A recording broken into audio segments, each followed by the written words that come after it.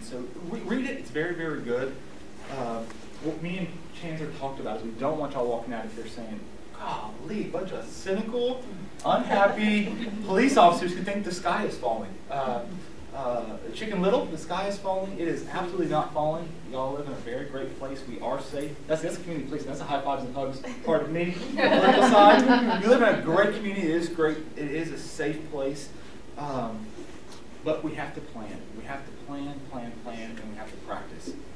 So, how many of y'all have been on that elevator and talking about that book where you're the only one and you push the up button or down button, all of a sudden it opens in front of you and there's that creepy guy right there and you're like, I don't want to get on the elevator. But to not get on that elevator, there's all that room and there's one person and this guy is creepy sitting in the back. But you know that if you look at him and he looks at you and you let that door close, you're like, you just told that guy, you're creepy. So what do? You're like, oh, this is weird, but I'll step on and I'll just stand over here in the corner and we'll make eye contact and we'll look at each other. Y'all done that because you don't want to be rude. And in society, we don't want to be rude. We get on the elevator even though something says it's not right. And thankfully, probably nothing happens usually, but what if? The what if game. And so Chancellor and I have both been field training officers and we will travel around with our new rookies and we'll play the what if game. We'll stop at a light and say, all of a sudden, the guy gets out of the car, goes around and drags a female out of the car. What if?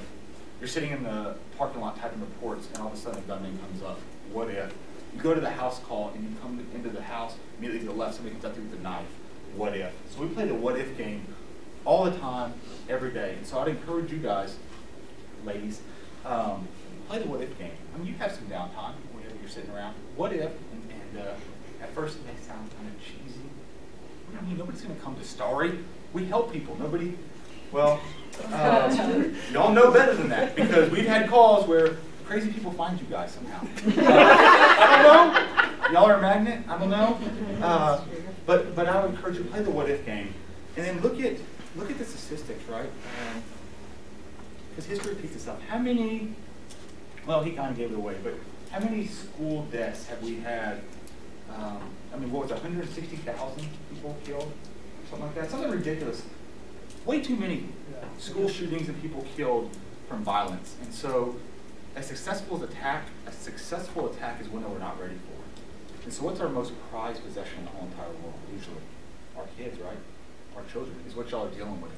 So emotions get high, and then we fail to plan, that's when bad things happen. So let's look at history repeating itself. How many, next question, we already know how many people have been killed by school shootings or active killers. How many kids have been killed inside schools in the last 50 years from school fires?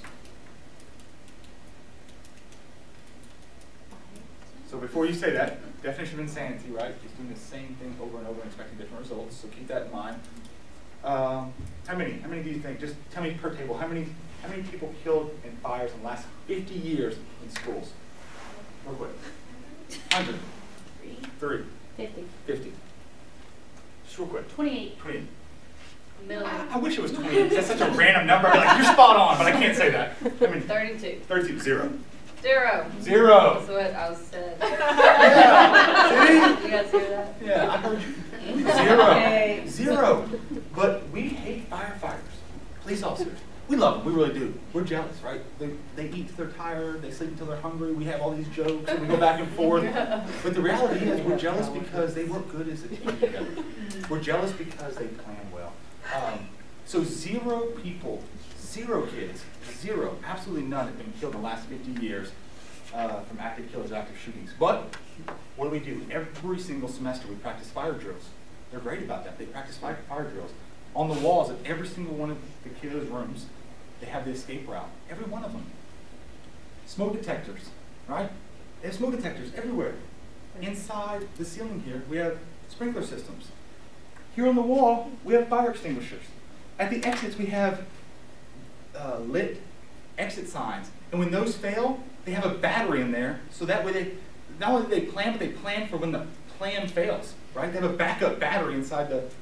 And then we have these, and they have, not only does it have a light, but if the light fails, they have a siren in there. So we hate them, and I think, inside, because they're so good, and it frustrates us. But how many times have we planned and How many times have we done active killers at our schools where, hey, little Johnny, somebody's going to come in with a gun and they're going to kill you today. Let's plan for that. Has anybody heard of that happening at any of our schools? They have started that. We've started. Mm-hmm. We've started. We started it. So the drills are starting to happen. But it's it's a difficult topic to talk about, right? Nobody wants to say, man, Johnny, somebody's going to come in and shoot you just because you're a child, because you're innocent, right? So it's tough to talk about, but we don't want to be in denial. So have a plan. And even if it's a failed plan, it's better than no plan at all.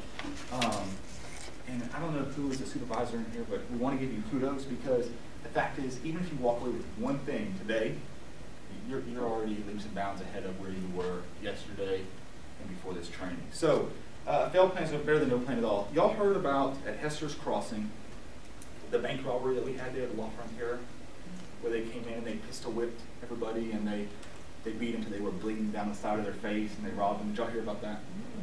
It happens around Rock. It's crazy. But only once. It only happened once. We're good from there.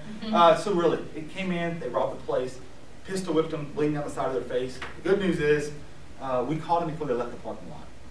Some of that's by luck, but a lot of that's because of training. So we've had bank robberies before, but we didn't catch them, and they did pistol whip somebody, and they did hurt somebody, and they got away. The good thing is we have Sean Scott, who works for the FBI half-time and works for us the other half of the time. And he went to this bank at La Frontera, and a week and a half prior, he walked in there and had the same exact conversation, some of the same things we're telling you guys. Hey, have a plan. At least put something on paper, practice something, and they did that. So because of some of those measures that were in place, could we prevent them from getting robbed? No.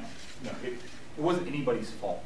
But once they got robbed, they put those measures in place, and people were caught before they even got out of the La Frontera shopping center. So having a plan is better than no plan at all. So let's talk about real quick. So what can we do? Money's always an issue, unless y'all have lots of money here. Probably not. Probably not. So y'all have budgets. So we very go successful fundraiser. Yeah, very successful fundraiser. Whoever that fundraiser person is phenomenal, I bet.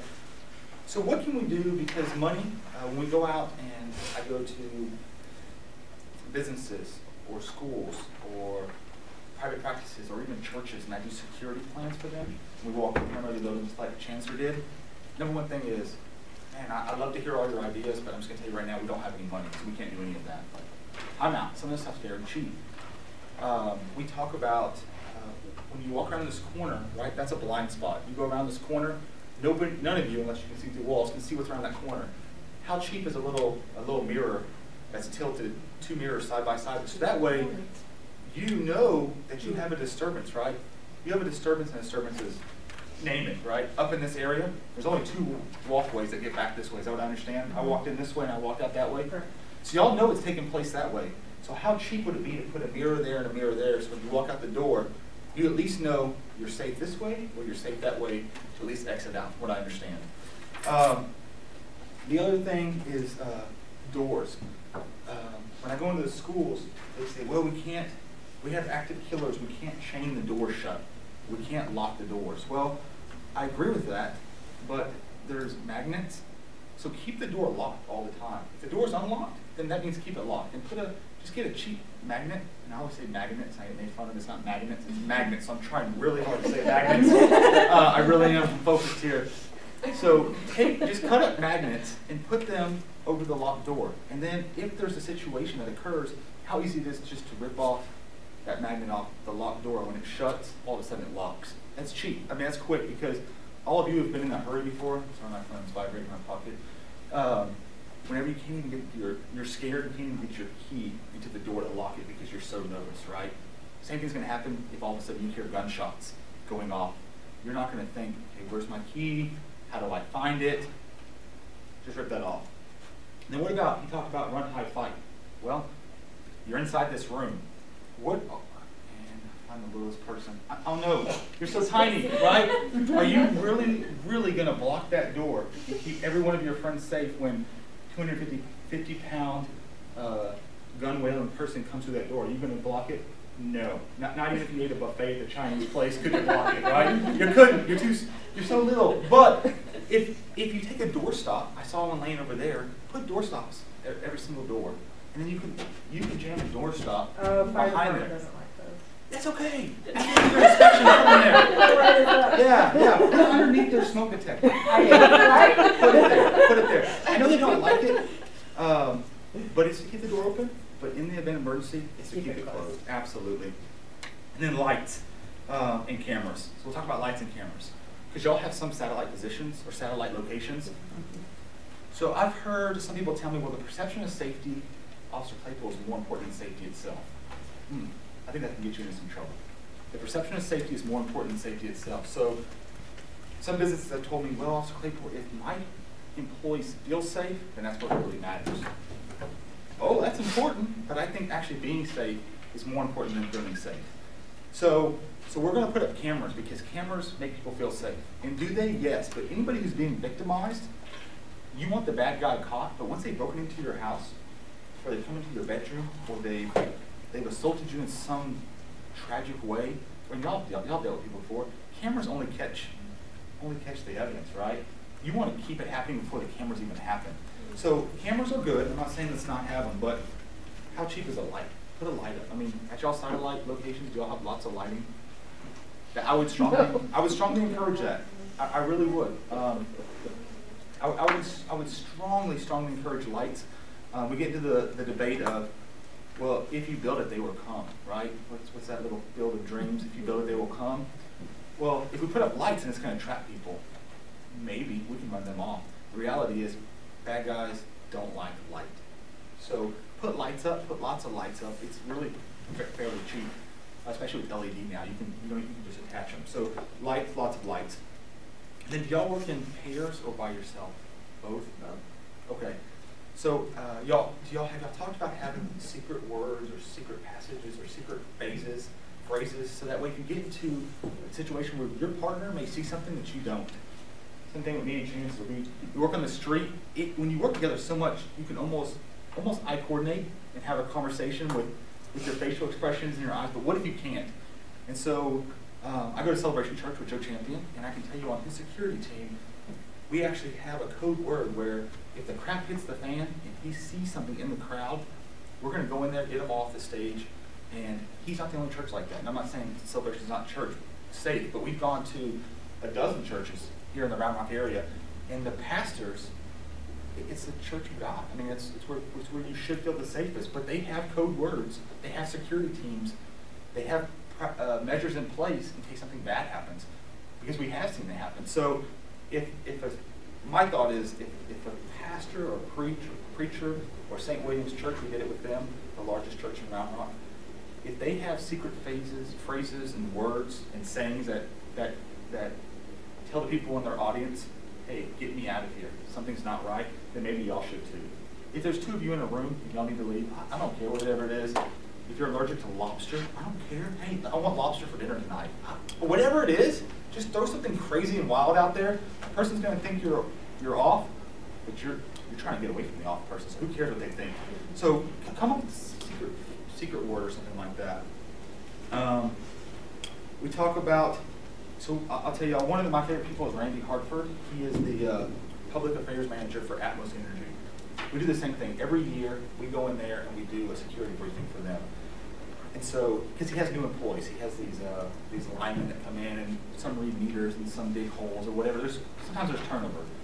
So when we go in there, we do the safety program every single year, and not only does he give them the tools, and believe it or not, half of them, they are men, and they can't multitask very well. Like maybe some of you can look at your Facebook while we're talking, and it still looks like you're listening to us, but you're doing 3 things at once. Women are amazing. I go over there with those guys, and if they're looking at Facebook, that's the only thing they can do at one time. They can only focus on one thing at a time. So I'm giving this presentation, and half of them are paying attention, half of them aren't. That's okay, because what they don't know is Randy always puts them to the test. We'll wait, we'll let everything kind of cool down a little bit, and then about 2 or 3 months later, we go in there and we plant somebody in there, and we run a practice drill. So if y'all know somebody that works at Atmos, please don't tell them. But he goes in there, and everybody has to follow certain procedures and protocols, and they have to have badges, and they have to check in. And if they see something, they have to say something, like these little mottos that call early and call often. And if you see something, say something, all these different things. And then we plant somebody in there about 3 months later just to test all our protocols. So do y'all have a protocol that you have to have a badge on all the time? Or, I mean, I don't know, whatever it is, whatever y'all's safety measures are, test them. And then So we're going to start testing those safety measures that we have, guys. Yeah. Do that. Yeah, the ones y'all have, you know what I'm talking about. Oh, look at you, like, we don't got them. Well, when you get them, whatever they are, I mean, Chancellor gave y'all a ton of things to work with. So whoever your leaders are in here, or your informal leaders, have them go back when y'all develop something. Then you can put it out, make somebody basically sign off on it, or this is an official training. I mean, all of you signed your name, so basically you're tied to this in some capacity. And you're going to go back, and if you don't want it to be somebody here, get a hold of Chancellor or I. We'll grab somebody from the church. We'll grab a police officer's husband or wife. Let us test your measures. See how far they can infiltrate into your system, and see how far they get. It's not to say that you failed or you did something wrong, but that way we can go back and dissect it and say this would have messed up. And nothing is worse as a police officer because not all of us, but some of us are arrogant, right? We don't have self-esteem issues. We're prideful. We don't like to be told what to do because all day long we tell other people what to do. So to have an instructor come to us and say, hey, you messed that up. You failed. You didn't follow procedures or protocol. It hurts us. So I can imagine, same thing for you guys, to have somebody come back and say, you failed. You didn't do this exactly right. It's not fun, but it's what we do. And we do it all the time in training. All the way from the chief down to the new guy. So just something, if y'all want help with that, we'll be glad to do that.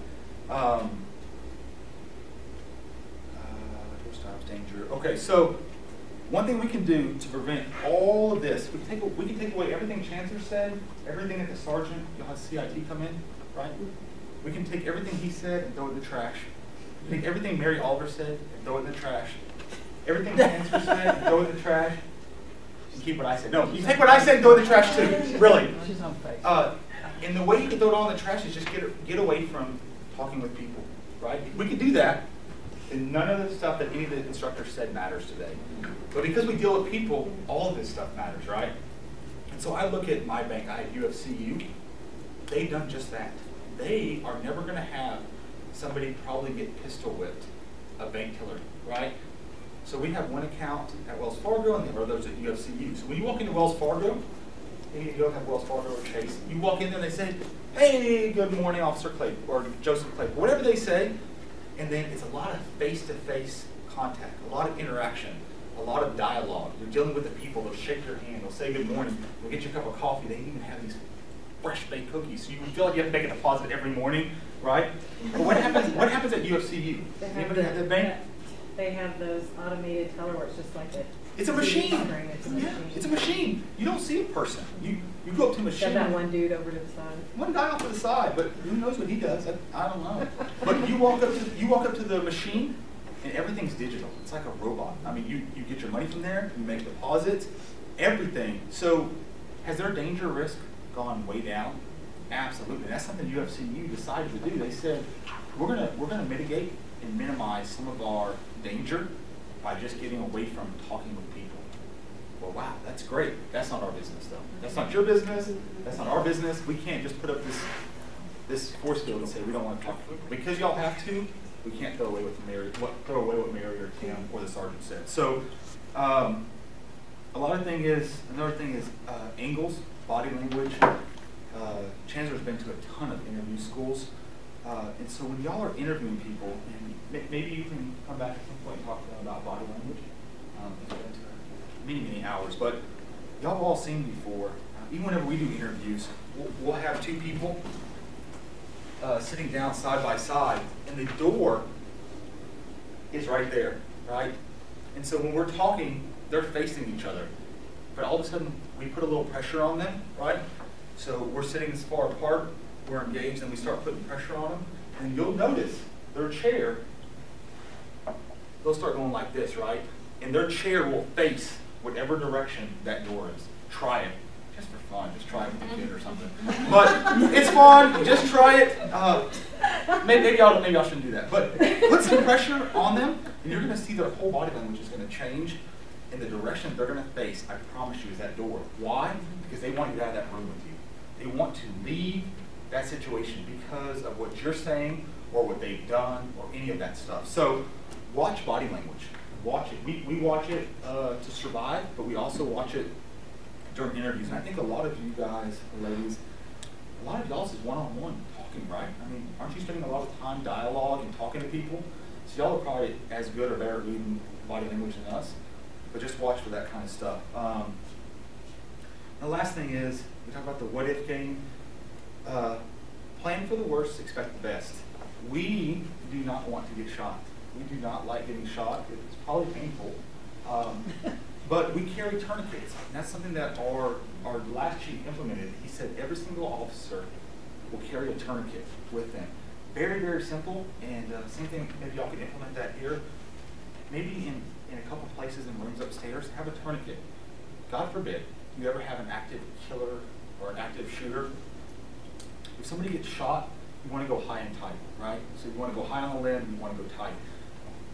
It's scary to think, man, we're Starry. We're Children at Heart Ministries. We don't need tourniquets. Put a first aid kit in here. Throw a tourniquet in it. Because you can wrap it up and maybe save somebody's life. That's something that we learned. So I'll give you a story. We thought to ourselves, wow, hopefully we don't get shot. What are the odds in Round Rock that we're going to get shot? So, but whatever. Chief wants us to carry these dumb tourniquets. We'll carry them. Sergeant Nate Zoss happened to be right on Hester's. No, was it Hester's? Yeah, that's right there. Hester's at Mays. A motorcycle went down and it severed his leg. Oh. And so he come up, and the sergeant happened to come right up, and he put a tourniquet right here on his leg, and it saved his life. Because had not, he would have bled out through that artery. Oh. So it saved his life. So Sergeant Zoss ended up using that tourniquet on somebody else when actually it was intended for us. That tourniquet was, that's supposed to be Zoss's, Sergeant Zoss's tourniquet. They taught us to apply it to ourselves. So we went through this class.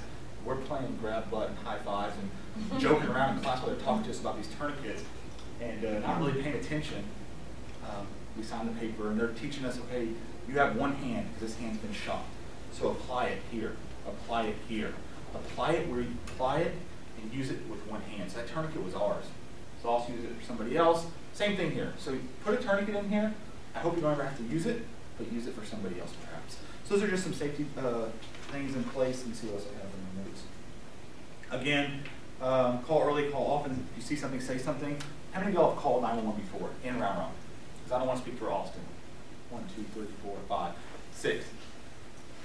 Did they tell you what you called about was dumb? Don't ever call us again? No. No, okay.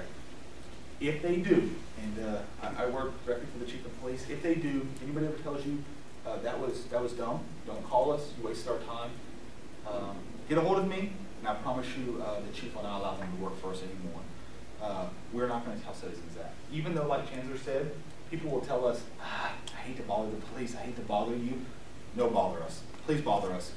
You're going to be at, and I'm going to go ahead and go out on a limb and say bother Hutto, bother Taylor, right?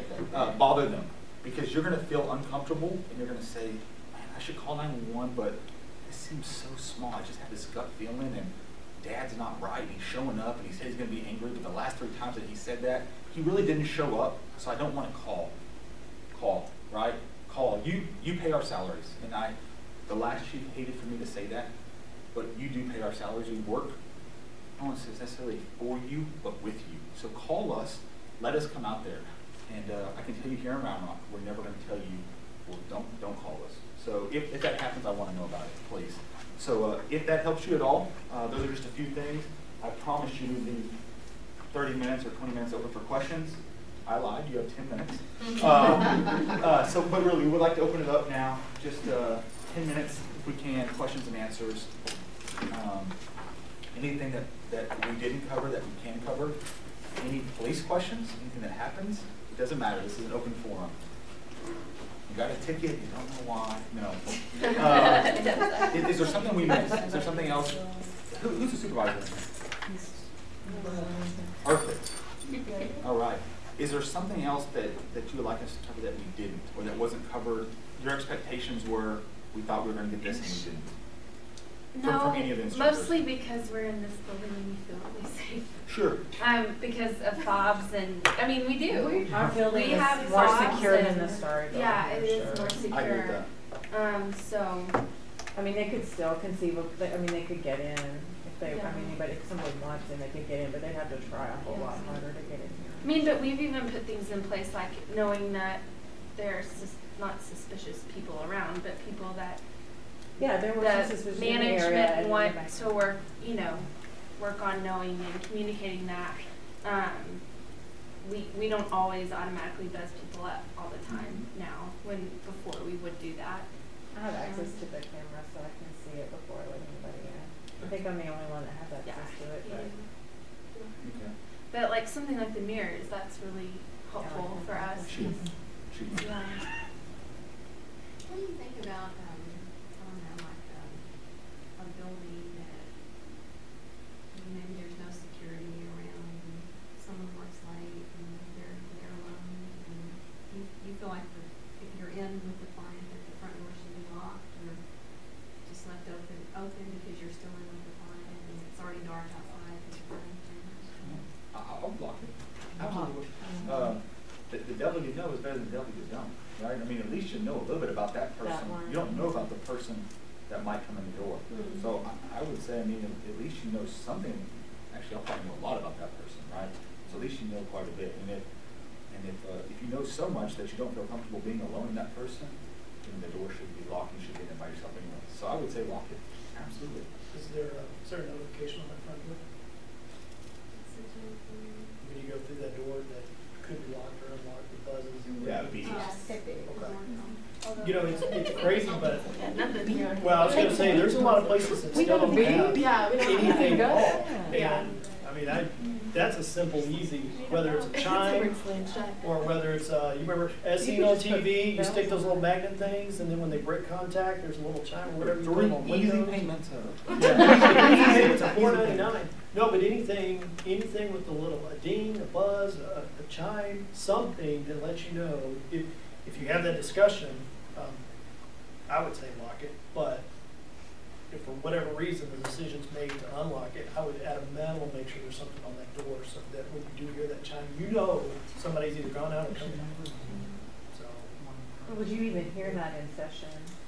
See, that's why I think it just needs to be locked, because if you're in session, you're in a whole nother Yeah, we have sound room machines. with the door closed and Do you sound ever- machine because of it.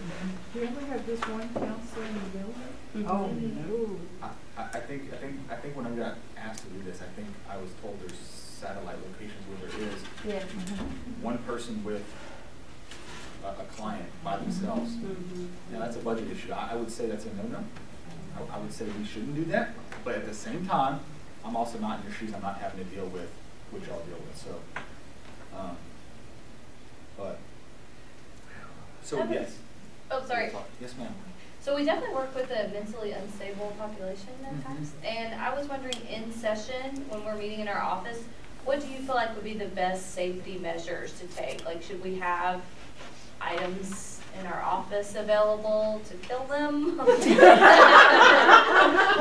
Nunchucks are good. Like nunchucks, Yeah. Stallone style. Yeah. Standard issue. Yes. Like a whole alarm system kind of thing. So we joke around quite often that, when we're dealing with the public, that we may be smiling on the outside, but we're secretly thinking of a way to kill you. Yes. I mean, and that is, Yeah. that's part of that what if, improvised weapons, pens, pencils, anything that breaks the skin. I think though I think you should have some things that are available to you. Most companies will not allow you, even if you're a CHL holder, to bring that to work. No, Because yeah. there's issues with that, whatever. We bring guns every day. I don't do Yes. that. But no, I think that part of that is the assessment beforehand as to, yes, sometimes we call them EDPs or mental health consumers, I think is that the correct mental health consumers? Is that it's the high five way to say it.